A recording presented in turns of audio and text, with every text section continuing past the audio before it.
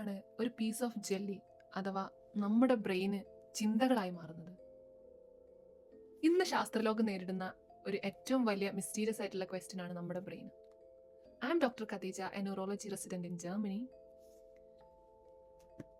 നിങ്ങളെയും എന്നെയും ഒരുപോലെ ഡിസ്റ്റർബ് ചെയ്യുന്ന ഒരു കാര്യം ഞാൻ നിങ്ങളോട് പറയട്ടെ. ഞാനോ നിങ്ങളോ ഈ ഭൂമിയിലുള്ള ഒരാൾ പോലും ഇതുവരെ റിയാലിറ്റി എന്താണെന്ന് എക്സ്പീരിയൻസ് ചെയ്തിട്ടില്ല. നമ്മൾ കാണുന്ന അല്ലെങ്കിൽ നമ്മൾ എക്സ്പീരിയൻസ് ചെയ്യുന്ന റിയാലിറ്റി എന്ന് പറയുന്നത് നമ്മുടെ ബ്രെയിനിന്റെ വേർഷൻ ഓഫ് റിയാലിറ്റി മാത്രമാണ്. ഒന്നെങ്കിൽ റിയാലിറ്റിയെ നമ്മുടെ ബ്രെയിൻ തെറ്റിദ്ധരിക്കുന്നതാകാം, അല്ലെങ്കിൽ റിയാലിറ്റിയെ നമ്മുടെ ബ്രെയിൻ ഉണ്ടാക്കി തീർക്കുന്നതാകാം, അല്ലെങ്കിൽ റിയാലിറ്റി ഇത് തന്നെയാണ് എന്ന് പറഞ്ഞ് നമ്മുടെ ബ്രെയിൻ വിശ്വസിപ്പിക്കുന്നതാകാം. സോ നമ്മൾ കാണുന്നതെല്ലാം ഇല്യൂഷനാണ്. ഇനി ഒരു എക്സെപ്ഷനും ഇല്ലാതെ നമ്മളും ഒരു വലിയ ഇല്യൂഷൻ ആണോ? ഇന്ന് ഞാൻ നിങ്ങളോട് പറയാൻ പോകുന്നത് ഇല്യൂഷനെ കുറിച്ചാണ്. എന്താണ് ഇല്യൂഷൻ, അതിന്റെ ഡിഫറെന്റ് ഫോംസ് എന്തൊക്കെയാണ്, അതായത് വിഷ്വൽ ഇല്യൂഷൻ, ഓഡിറ്ററി ഇല്യൂഷൻ, അതുപോലെ തന്നെ അതിന്റെ ഇൻട്രസ്റ്റിംഗ് ആയിട്ടുള്ള കുറച്ച് എക്സാമ്പിൾസ് നമുക്ക് ഡിസ്കസ് ചെയ്യാം. ദെൻ എങ്ങനെയാണ് നമ്മുടെ ബ്രെയിൻ കാര്യങ്ങൾ ഇന്റർപ്രറ്റ് ചെയ്യുന്നത്, എങ്ങനെയാണ് കാര്യങ്ങൾ പെർസീവ് ചെയ്യുന്നത്. അതുകൂടാതെ ഇല്യൂഷൻ എന്ന് പറയുന്നത് വളരെ നോർമൽ ആയിട്ടുള്ള ഒരു കാര്യമാണ്. അത് എപ്പോഴാണ് അബ്നോർമൽ ആയി മാറുന്നത്, അല്ലെങ്കിൽ അത് എപ്പോഴാണ് ഒരു അസുഖത്തിന്റെ സിംറ്റം ആയി മാറുന്നത് എന്നുള്ളതിനെ കുറിച്ചൊക്കെ നമുക്ക് ഡീറ്റെയിൽഡ് ആയിട്ട് ലേറ്റർ പറയാം. അതുകൂടാതെ ഇല്യൂഷൻ എങ്ങനെയാണ് ഹാലൂസിനേഷനിൽ നിന്നും ഡെലൂഷനിൽ നിന്നും വ്യത്യസ്തമാകുന്നത് എന്നതിനെ കുറിച്ചും നമുക്ക് ഈ വീഡിയോയിൽ ഡിസ്കസ് ചെയ്യാം. So let's start. നമ്മുടെ ബ്രെയിൻ ഒരു വലിയ സംഭവമാണ് അല്ലേ. നമ്മളാക്കി മാറ്റുന്നത് നമ്മുടെ ബ്രെയിനാണ്. നമ്മുടെ പേഴ്സണാലിറ്റി, നമ്മുടെ മൊറാലിറ്റി, നമ്മുടെ എത്തിക്സ്, നമ്മുടെ ആക്ഷൻസ്, ഇതെല്ലാത്തിനും റെസ്പോൺസിബിൾ ആയിട്ടുള്ളത് നമ്മുടെ ബ്രെയിനാണ്. ആക്ച്വലി നമ്മൾ എക്സ്പീരിയൻസ് ചെയ്യുന്ന റിയാലിറ്റി എന്ന് പറയുന്നത് നമ്മുടെ ബ്രെയിനിന്റെ എഡിറ്റഡ് വേർഷൻ ഓഫ് റിയാലിറ്റിയാണ്. അതിന് വേണ്ടത് നമ്മൾ എന്താണ് കാണുന്നത്, നമ്മൾ എന്താണ് എക്സ്പീരിയൻസ് ചെയ്യുന്നത്, നമ്മുടെ പാസ്റ്റ് എക്സ്പീരിയൻസ് എന്തൊക്കെയാണ്, നമ്മുടെ എക്സ്പെക്ടേഷൻസ് എന്തൊക്കെയാണ്, ഇതൊക്കെ വെച്ചിട്ട് നമ്മുടെ ബ്രെയിൻ അപ്ഡേറ്റ് ചെയ്യുന്ന അല്ലെങ്കിൽ ഗസ് ചെയ്യുന്ന റിയാലിറ്റിയാണ് നമ്മുടെ മുന്നിലുള്ളത്. നമുക്ക് നമ്മൾ കാണുന്നത് ഭയങ്കര റിയൽ ആയിട്ട് തോന്നും അല്ലേ. നമ്മൾ എക്സ്പീരിയൻസ് ചെയ്യുന്നതൊക്കെ ഭയങ്കര റിയൽ ആയിട്ട് തോന്നും. കാരണം നമ്മൾ അതിലും ബെറ്റർ ആയിട്ടുള്ള മറ്റൊന്ന് കണ്ടിട്ടില്ല, എക്സ്പീരിയൻസ് ചെയ്തിട്ടില്ല, അതുകൊണ്ടാണ്. ഇനി നമ്മുടെ ബ്രെയിൻ ഒരു മോശക്കാരനാണോ? അല്ല. നമ്മുടെ ബ്രെയിന് അക്യൂറസിയെ സീക്ക് ചെയ്യുന്ന മെഷീനല്ല, പകരം ഷോർട്ട് കട്ട്സിനെ സീക്ക് ചെയ്യുന്നതാണ്. ഷോർട്ട് കട്ട്സ് എന്ന് വെച്ചാൽ മോർ ഫാസ്റ്റർ ആണ്, മോർ എഫിഷ്യന്റ് ആണ്, and with less energy and resource. So ഇവിടെയാണ് ഇല്യൂഷന്റെ പ്രസക്തി വരുന്നത്. ഇനി ഞാൻ നമ്മുടെ ബ്രെയിനിനെയും ഇല്യൂഷനെയും കുറിച്ചൊക്കെ മനസ്സിലാക്കാൻ വേണ്ടിയിട്ട് ഒരു ചെറിയ മെറ്റാഫർ പറയാം. അതായത് നമ്മുടെ ബ്രെയിൻ ഉള്ളത് ഒരു ഡാർക്ക് സൈലന്റ് ബോക്സിനകത്താണ്. അതായത് നമ്മുടെ സ്കൾ അഥവാ തലയോട്ടിക്കകത്ത്. അതിനുള്ളിലിരിക്കുന്ന നമ്മുടെ പാവം ബ്രെയിനിന് പുറത്തെന്താ നടക്കണമെന്നൊന്നും അറിയാൻ പറ്റുന്നില്ല അല്ലേ.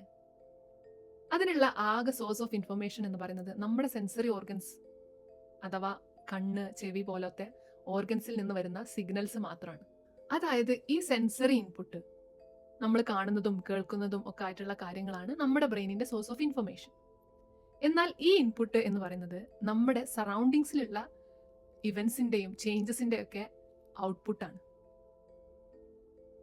ഇത് കുറച്ച് കോംപ്ലക്സ് ആയി തോന്നാം, പക്ഷെ നിങ്ങളൊന്ന് ഇരുത്തി ചിന്തിച്ചു കഴിഞ്ഞാൽ ഇതിന്റെ കാര്യം പെട്ടെന്ന് മനസ്സിലാകും.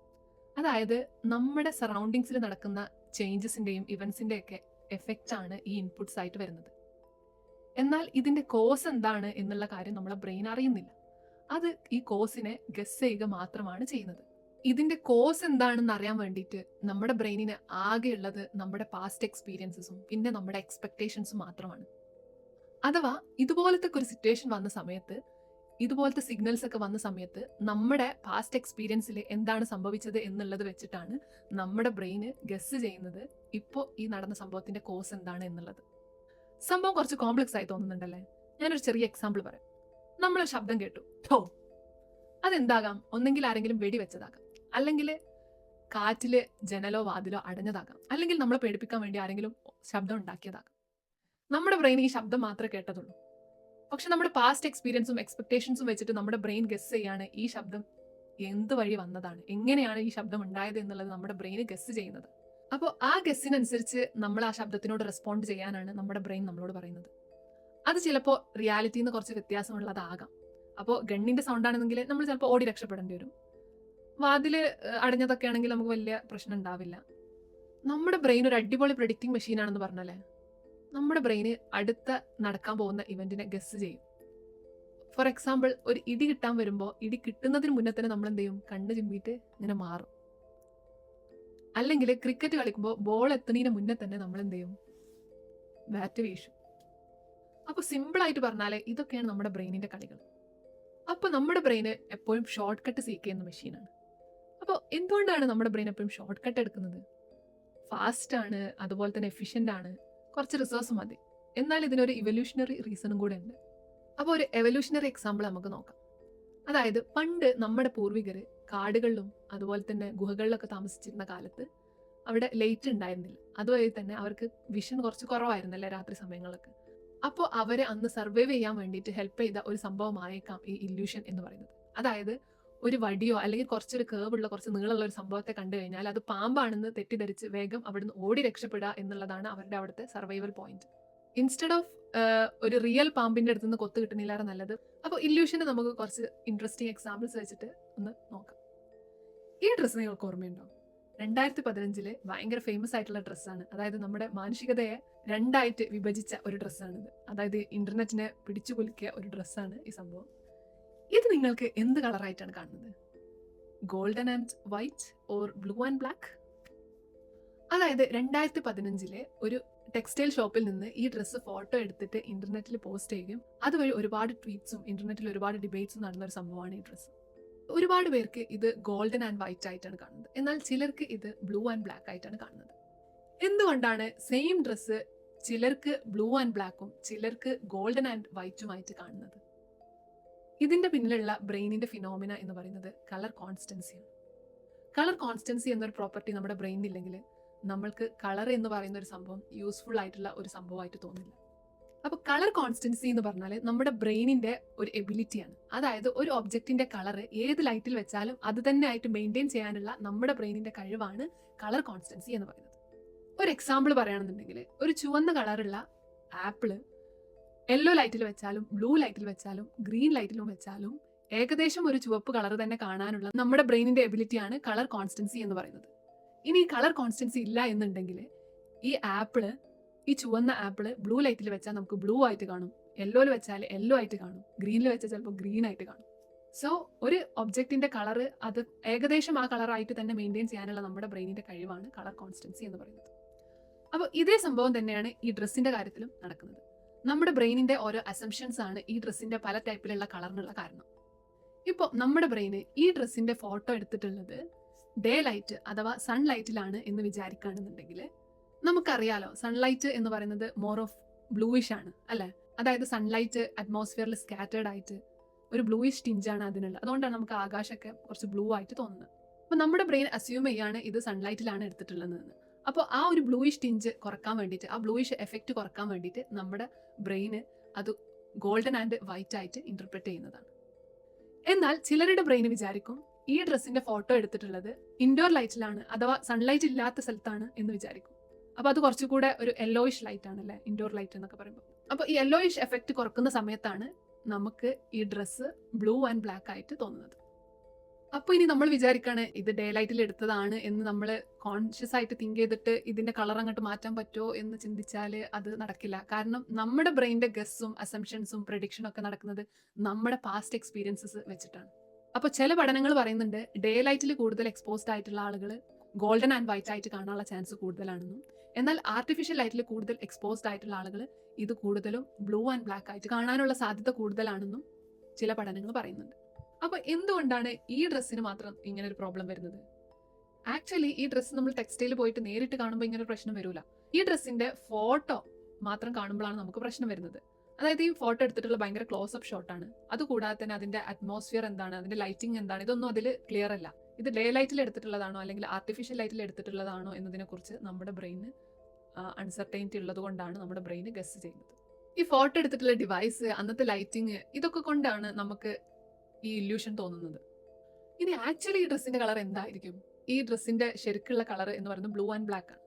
അതായത് ഈ ഫോട്ടോയിൽ ഗോൾഡൻ ആൻഡ് വൈറ്റ് കാണുന്നവർക്ക് നേരിട്ട് ആ ഡ്രസ്സ് പോയി കാണുമ്പോഴത്തേക്ക് അത് ബ്ലൂ ആൻഡ് ബ്ലാക്ക് തന്നെ ആയിട്ട് കാണും. അപ്പോൾ ഇതിൽ ആരാണ് ശരിയെന്ന് ചോദിച്ചാൽ രണ്ടു കൂട്ടരും ശരി തന്നെയാണ്. അത് നമ്മുടെ ബ്രെയിനിന്റെ പാസ്റ്റ് എക്സ്പീരിയൻസസും എക്സ്പെക്ടേഷൻസും ഒക്കെ വെച്ചിട്ടുള്ള നമ്മുടെ ബ്രെയിനിന്റെ പെർസെപ്ഷൻ ആണ് നമുക്ക് ഈ കളർ കാണിച്ചു തരുന്നത്.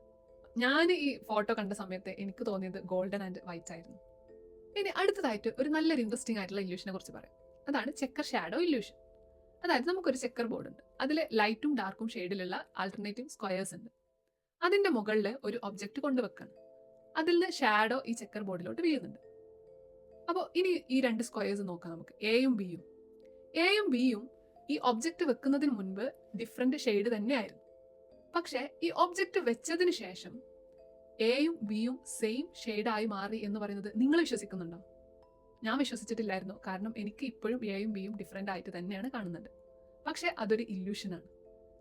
നമുക്കറിയാം, ഒരു ഷാഡോ വന്ന് വീഴുന്ന സമയത്ത് ഒരു ലൈറ്റ് സർഫസ് ഡാർക്കർ ആയിട്ട് മാറും. അങ്ങനെ മാറുന്ന സമയത്ത് ഇപ്പോൾ ഇതിലുള്ള എയും ബിയും സ്ക്വയർ സെയിം ഷെയ്ഡായി മാറിയിട്ടുണ്ട് ആക്ച്വലി.